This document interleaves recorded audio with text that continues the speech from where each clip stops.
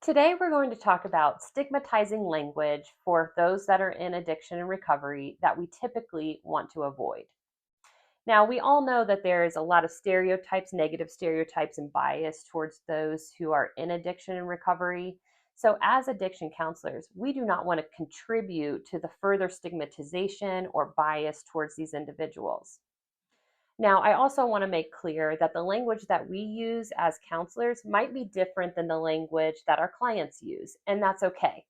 We are in a different role and therefore modeling different types of language. If our clients want to take that on, then that's fantastic. However, we want to make sure that we are modeling positive language, not stigmatizing or biased language. The first example that I would like to give is addiction counselors want to use person first language, not labeling language. An example of labeling language would be calling a client an alcoholic, an addict, a junkie, things like that. That labeling language can be really harmful and it has negative connotations. Instead, we might want to use language like a person with a substance use disorder or a person in long term recovery. Now, that may not be the way that the client chooses to identify themselves. However, we as counselors want to make sure that we are using language that is not labeling or stigmatizing. The next example that I'd like to give you is we typically want counselors to use neutral descriptions versus moralizing language.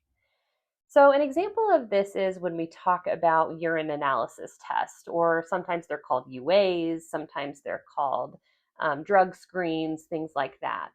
And typically, we'll hear maybe someone say, well, I had a clean drug test, or I had a dirty UA.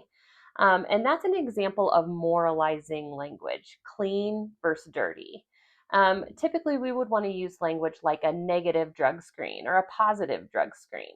This is more clinical language, more professional language, and it takes away that judgment of clean versus dirty.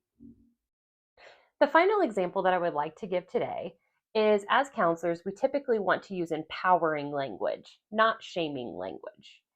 An example of shaming language is using terminology like failure, relapse, non compliant, resistant, things like that. They kind of have a negative connotation and might be a little bit more shame based.